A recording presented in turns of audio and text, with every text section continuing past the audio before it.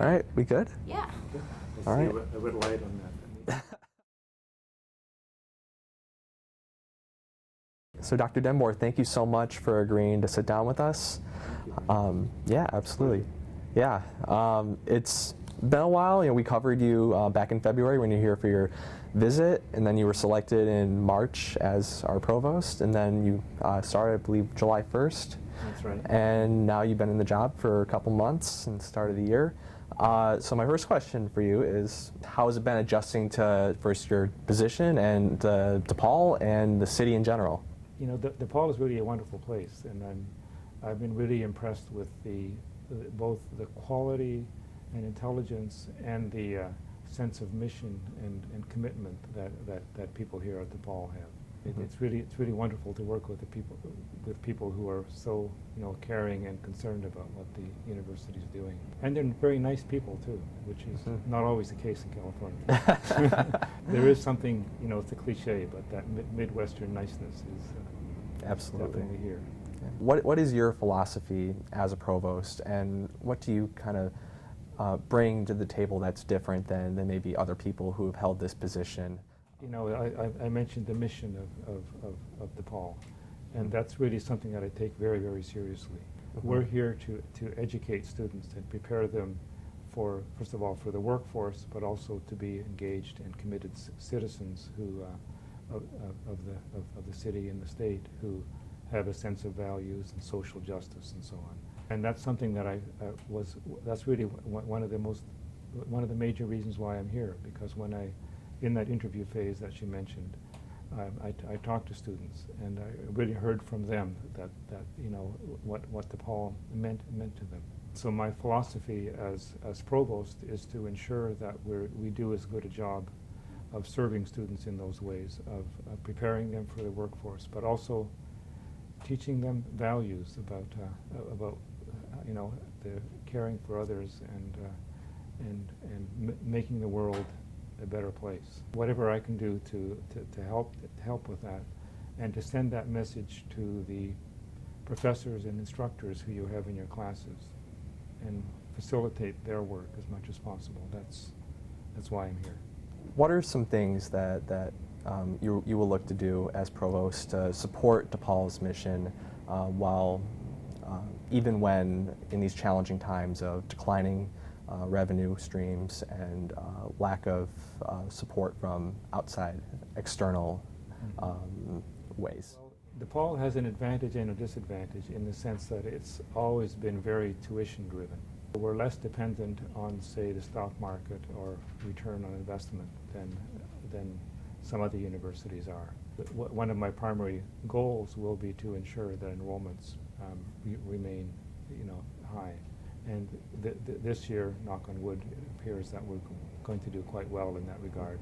And then the other part is that even within a stable budget, we have to make sure that our focus is always on how can we best serve students. So that the priority should be on if you have a choice between two things, do the thing that serves students best, and serve students best. Not necessarily in the sense of what students, the future of students, preparing them, as I said, for careers and job placement and for citizens. And so those are the kind of choices that we would make, that choose what's best for the student in all cases. What do you kind of think is the best method of, I guess, supporting the colleges that need the support, that need the help to grow, but also keeping the support high for the areas that are doing really well? I think we have to first of all recognize that historically it's always been the case that some colleges did better than other colleges. You mentioned CDM, for example. They did very well in the early 2000s during the dot-com boom. And then there was a dot-com crash, and they didn't do so well. And so then they were supported by some other colleges in terms of overall revenue. They learned from that, and they expanded, and they found new programs that attracted students, and they recovered from that. You mentioned the College of Law. You're right that there's a national trend towards lower enrollment in specifically law degree, the JD degree within law. So one of the things that the college is doing, and that I'm very supportive of, is finding other opportunities for students, that like a Master of Law degree and degrees that go with our health initiatives, to find new ways in which the College of Law can serve students. The expectation isn't that next year the College of Law will again be fully self-supporting, but that by making appropriate investments we can redirect some of the resources so that the College of Law can again over the long term be a sustaining college. As you probably also know, the College of Law has went through some budget cuts last year, which reduces their cost and makes it more easier for them to be in a self-sustaining mode. So we are a single university, and the areas that are quote-unquote profit centers sometimes have to support those that are not profit centers, in order that the overall mission of the university is served. What are some steps you've taken to improve that relationship, and what will you be doing going forward to ensure that faculty, staff, and administration are on the same page to support students? First of all, I would like to be here a long time. I'm really enjoying it here, and I think both in terms of the university and the city as a whole. Mm-hmm. I think having someone in place for a while will help trust.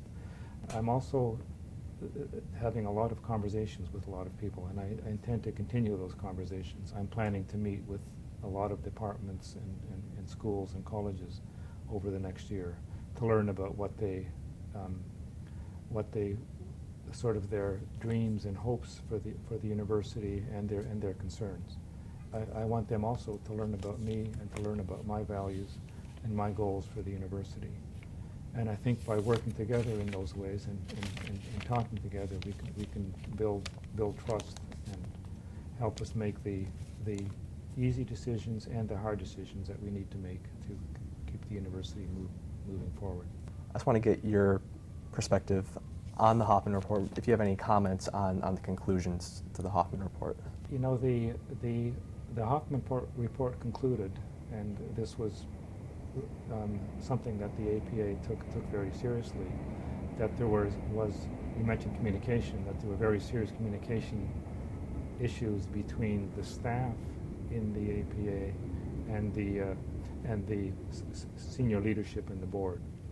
And the staff in particular did not fully reveal to the senior leadership, to the president and vice president, including Dean Kuchar, who was vice president and president for a time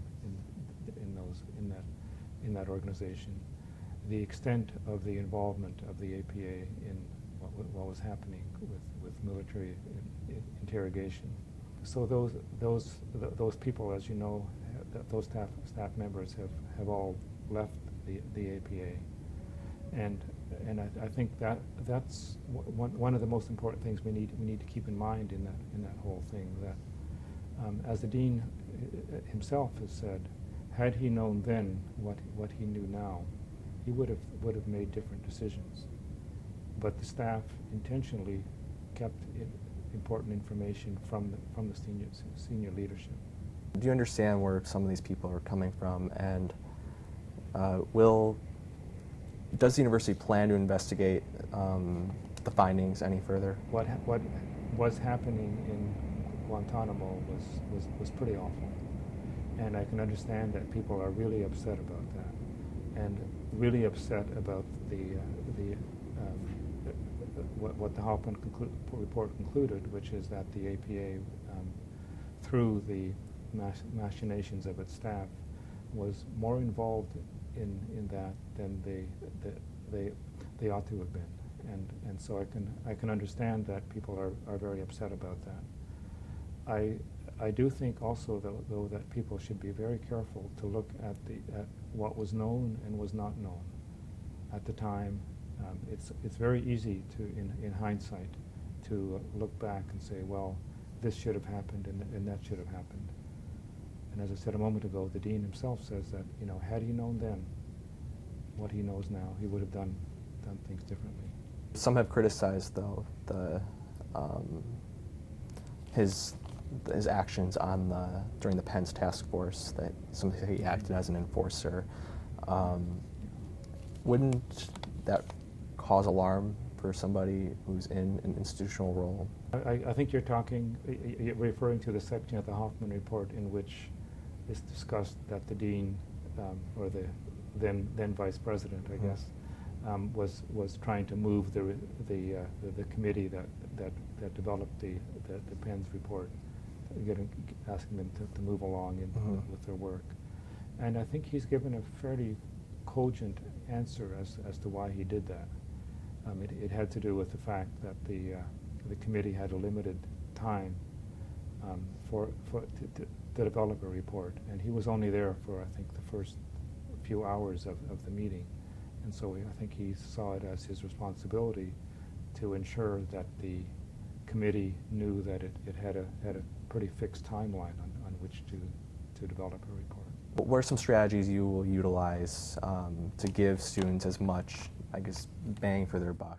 Good question, because education it's an investment in your future, but it's also very expensive, and it's becoming, as you said, much more expensive. We have to be very cognizant here at DePaul, especially, that almost every dollar we spend comes from students. So we just have to be really careful that everything we do is thoroughly costed out and examined to make sure that it's really bringing value to students. It's that we have some buildings, but they're not elaborate or fancy buildings, and we have a lot of dedicated staff and faculty who work, frankly, pretty hard for their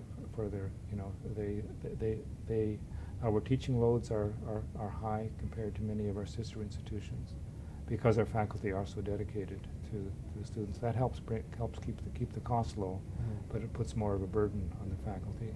And our staff work very hard as well. When I walk around the university after hours, I see a lot of people here still working away. We simply have to look at all our costs and be as careful as we can about where we invest.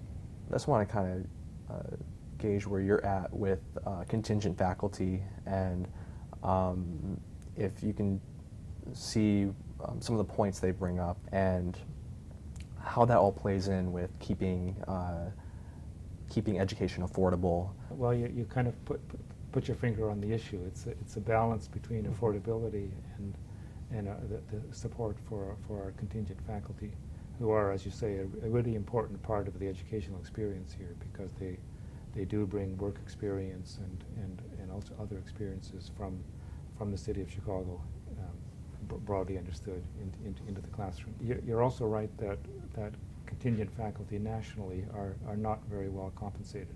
Here at DePaul, our levels of compensation are higher than most of our peer institutions here in the city, but they're still not very high. And we are working on ways in which we can provide more. You mentioned security and so on to our contingent faculty, recognizing that we're not going to be able to provide them with everything, because our enrollments change and we need some flexibility. But we are looking at everything that we can do to support our part-time and term faculty in there, so that we honor them as much as we can, while still recognizing that they're an important part of our budgeting and cost equation as well. What's your favorite part of Chicago, and what do you like about living here? Oh, it's a good question. I mean, we first of all, I think we came here from LA, and one of the things we liked is that we brought one of our cars with us, and it's mostly been sitting in the garage all the time. We like that a lot, because I hate driving, and we don't have to. We almost never have to drive here. Are you living in the city? We live in the city. Yeah. I bike a lot too, so that's great. I haven't talked about the weather yet because we've been very lucky so far. Yeah. Ask me again about the weather in February when it's cold here and nice and warm in LA. We like also just, you know, the urbanness of Chicago. We have a great lake out in front, but behind is a wonderful city with so much activity and so much diversity, so much on the street. We've gone to some concerts at the in Millennium Park. That's been wonderful. We have lots of guests, which I think speaks to our friends and family. Obviously like Chicago as well because they're coming to visit us. If you, I was going to ask if you got a jacket yet. We have some jackets that we brought. We lived in New York before we lived in LA. Oh, okay. And so they're in mothballs, but we have them.